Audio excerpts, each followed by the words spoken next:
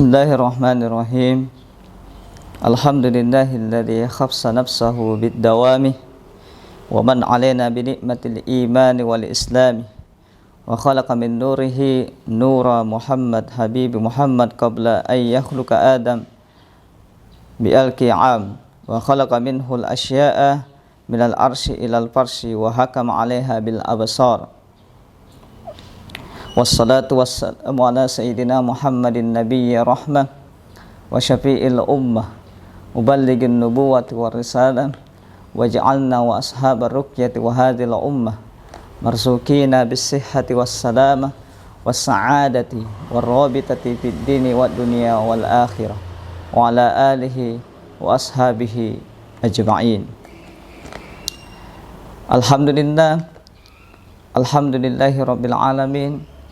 Segala puji bagi Allah Subhanahu wa ta'ala yang senantiasa memberikan kita nikmat kesehatan, kesempatan, sehingga alhamdulillah kita masih bisa bertatap muka di tempat ini. Dan alhamdulillah marilah kita memperbanyak bersyukur kepada Allah Subhanahu wa ta'ala karena kita masih bisa diberikan kesehatan sehingga bisa menjalankan ibadahnya. Salawat serta salam tak lupa pula kita haturkan kepada baginda Rasulullah sallallahu alaihi wasallam. Allahumma salli wa sallim alaihi wasallam. Dalam Islam, perpestik yang namanya lingkungan itu adalah terutama baginda Rasulullah sallallahu alaihi wasallam sangat menganjurkan yang namanya peduli terhadap lingkungan. Karena kenapa? Dakwah Nabi bukan hanya sebatas untuk menganjurkan kepada umatnya tentang pengenalan kepada Tuhannya, akan tetapi Rasul sallallahu alaihi wasallam juga peduli terhadap lingkungan kita. Di dalam Al-Quran, Allah Subhanahu wa ta'ala menggambarkan kepada kita bahwasanya zaharal fasadu bil barri wal bahri bima kasabat aydin nas. Ayat ini adalah menjelaskan kepada kita bahwasanya betapa harusnya peduli kita kepada lingkungan. Karena kenapa? Digambarkan dari ayat ini kerusakan yang ada di darat dan di laut itu disebabkan karena tangan-tangan manusia. Oleh karena itu, minimal ada dua fungsi manusia setelah Allah menciptakan, yaitu sebagai hamba untuk beribadah kepada Allah Subhanahu wa ta'ala dan juga menjadi khalifah penjaga dunia. Oleh karena itu, kita harus tahu bahwasanya di dalam hadis Nabi dikatakan bahwasanya man lam yarham man fil ardi lam yarhamhu man fis sama. Barang siapa yang tidak menyayangi yang di bumi, niscaya ia tidak disayangi oleh Allah yang berada di atas langit. Artinya bahwasanya kita memang ini diperintahkan untuk menjunjung tinggi yang namanya menjaga lingkungan hidup. Orang tua dulu kita sangat menganjurkan, sangat peduli mengajarkan kepada keturunannya, khususnya bagi anak-anaknya, untuk tetap menjaga kelestarian lingkungan. Ya, bukankah dampak yang terjadi, kerusakan yang terjadi di sekitar kita ini disebabkan karena ulah kita sendiri? Dampaknya itu bukan kepada penyebabnya yang melakukan kerusakan itu, akan tetapi juga kepada siapa yang berada di lingkungan sekitar itu. Salah satu contoh, orang tua kita dulu mengajarkan bagaimana betapa pentingnya menjaga yang namanya lingkungan, yaitu ada yang disebut dengan tradisi yang namanya parapo kalau dalam bahasa Makassar. Kalau di Jawa ada yang namanya sedekah bumi. Ini mengindikasikan bahwasanya betapa pedulinya orang tua dulu kita terhadap lingkungan. Ya.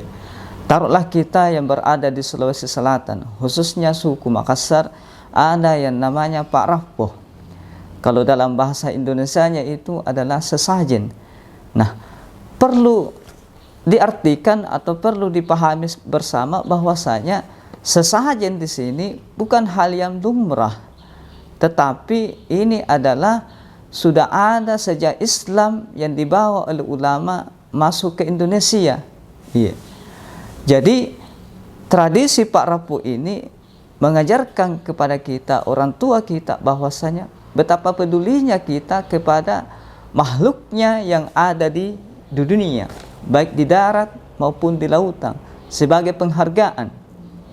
Dan banyak yang terjadi di lingkungan kita, khususnya yang sudah naik dari mimbar ke mimbar dan sudah mendoktrin kepada masyarakat bahwasanya hal yang serupa itu atau tradisi yang seperti itu, sedekah bumi atau Pak Rapoh, itu adalah merupakan kesyirikan.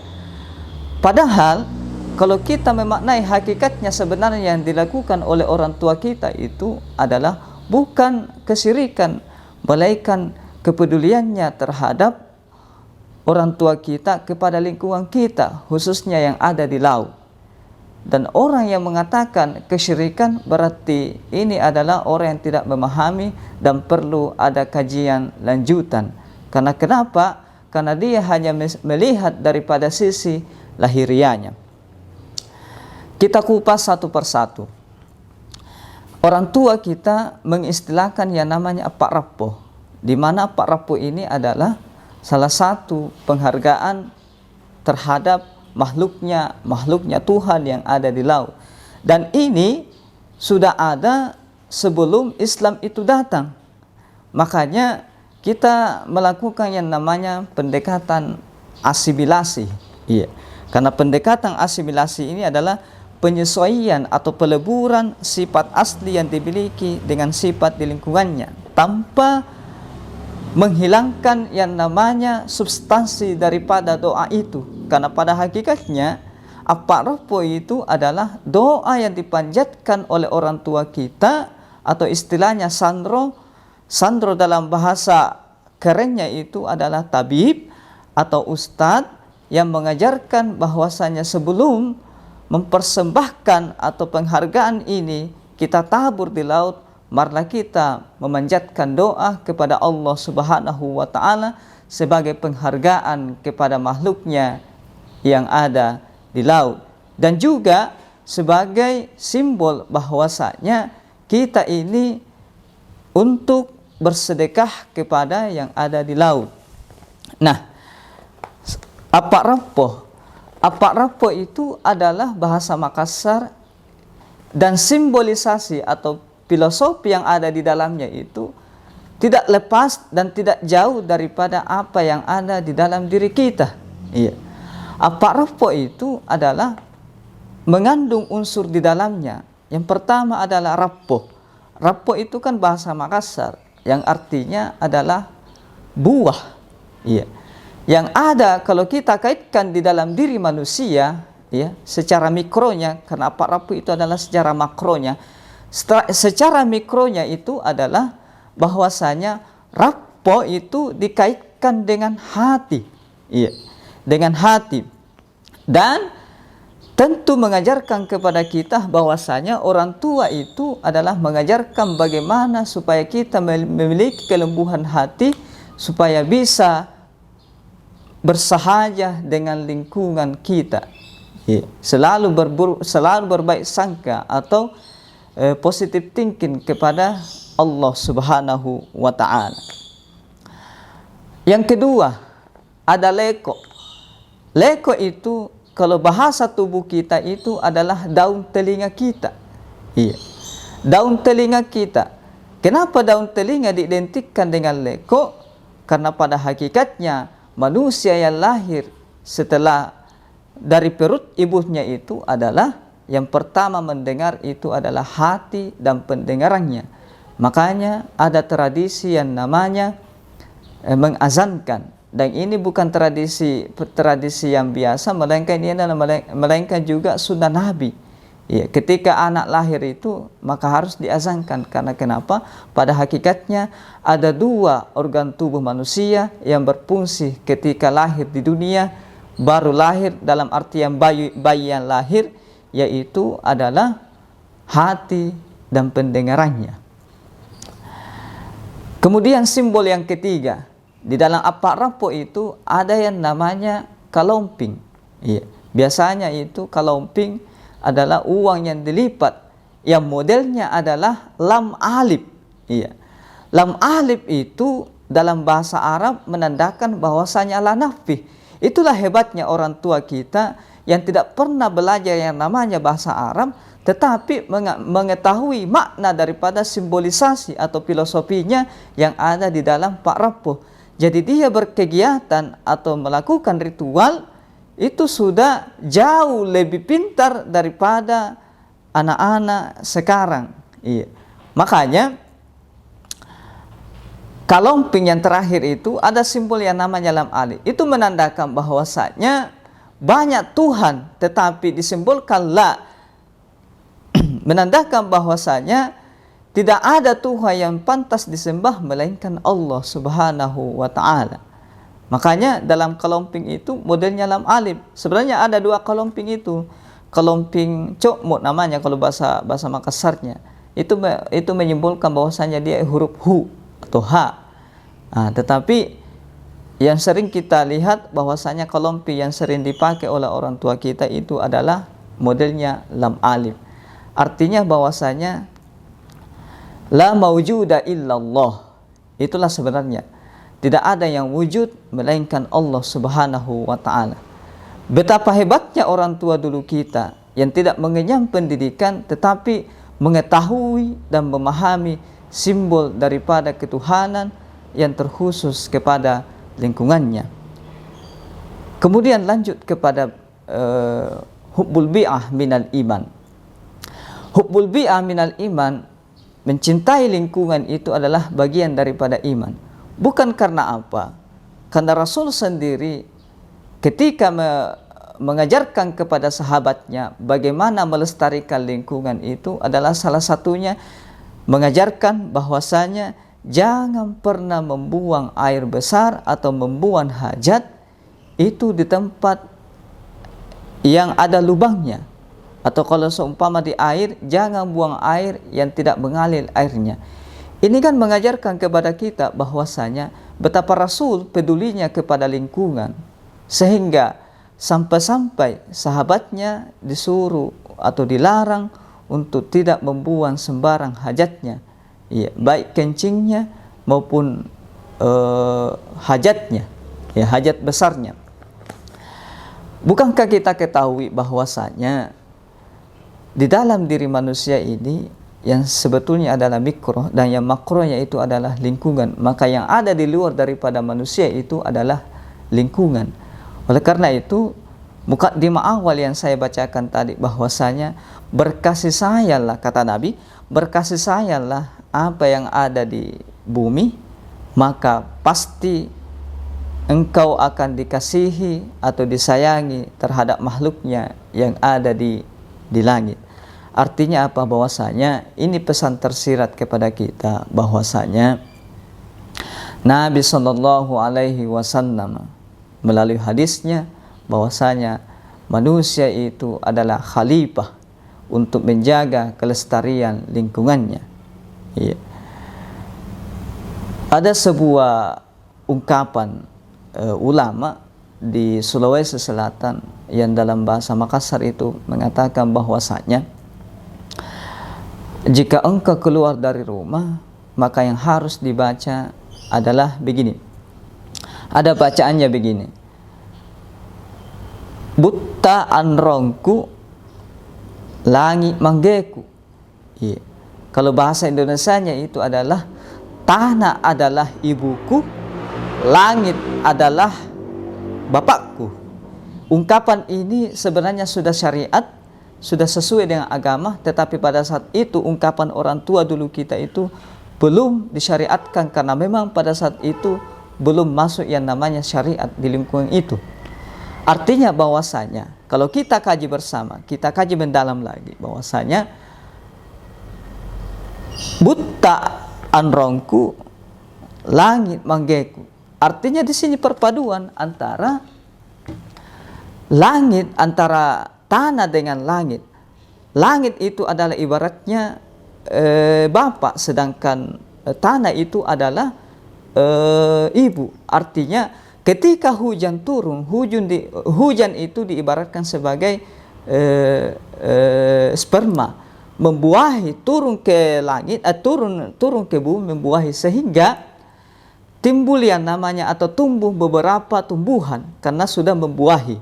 Artinya apa? Bahwasanya manusia secara mikro kita berasal dari situ. Istilahnya yang namanya saripati. Jadi memang di dalam Al-Quran itu kita memang bersumber dari saripati. Sebagaimana Pak Quraisyah mengatakan bahwasanya ya kita memang bersumber dari saripati tanah. Karena asalnya dari situ. Ternyata orang tua dulu kita itu sudah menggunakan kalimat itu sebelum ajaran Islam itu sudah sah di Nusantara. Di Nusantara khususnya di Sulawesi Selatan. Jadi artinya bahwasanya ada beberapa ungkapan-ungkapan orang tua itu yang tidak sengaja bahkan tersirat di dalamnya untuk mengajarkan kepada kita, kepada turunannya, bahkan kepada cucu-cucunya bahwasanya betapa pentingnya yang namanya menjaga lingkungan hidup kita. Karena kenapa? Dampaknya itu adalah kepada kita juga dan juga kepada tetangga-tetangga kita dan kepada saudara-saudara kita yang lain. Karena kenapa? Pesan Rasul, siapa yang menghidupkan tanah yang mati, maka dia sama saja dengan bersedekah. Dan siapa yang bersedekah, karena hasil bersedekahnya itu adalah hidup yang namanya tumbuhan-tumbuhan di sekitarnya, hidup yang namanya binatang-binatang di sekitarnya. Itulah hebatnya Rasul dan orang tua kita mengajarkan, memberikan pesan kita bahwasanya marilah kita senantiasa menjaga yang namanya lingkungan kita supaya kita tidak dimurkai yang namanya lingkungan kita. Kapan kita terjerumus kepada apa yang telah difirmankan oleh Allah Subhanahu wa taala tadi, bahwasanya zaharal fasadu fil barri wal bahr bima kasabat aydin nas, bahwasanya kerusakan yang ada di laut dan di daratan itu karena ulah manusia. Kenapa? Karena mereka, tangan-tangan mereka ini yang jahil. Ya, taruhlah seumpama tadi di laut. Di laut kan kita tidak dibiarkan membuang sembarang sampah. Karena kenapa? Banyak ekosistem atau banyak makhluk Allah yang ada di laut. Contoh seumpama yang kasat mata saja, makhluk yang ada di laut, ikan-ikan seumpama, berapa banyak jumlah ikan yang tercemar lingkungan karena ulah manusia, karena membuang sampah. Itu salah satu contohnya. Dan salah satu penyebab kerusakan lingkungan itu adalah disebabkan karena manusia itu sendiri. Maka wajarlah seumpama jika makhluknya Allah itu mengadu kepada Tuhannya, sehingga kalau ada nelayan yang pergi melaut, ya, itu dampaknya jika ada nelayan pergi melaut justru tidak diberikan rezeki oleh Allah karena ulah manusia itu sendiri. Artinya begini, bahwasanya kembali kepada fungsi penciptaan manusia itu di luar daripada menghamba atau mengabdi kepada Tuhan atau mengenal daripada Allah, itu adalah sebagai khalifah.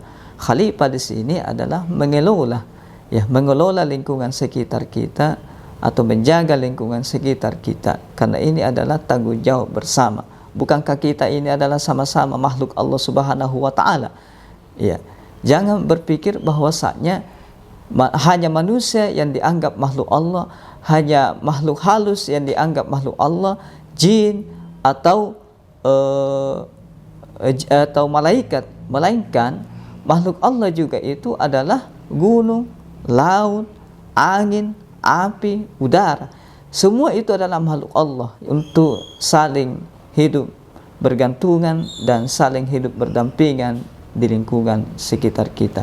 Sekian apa yang saya sampaikan. Semoga kita tetap menjaga kelestarian lingkungan sebagaimana pesan Rasul sallallahu alaihi wasallam bahwasanya berkasih sayanglah kepada apa yang ada di bumi, maka insya Allah engkau akan dikasihi kepada siapa yang ada di langit.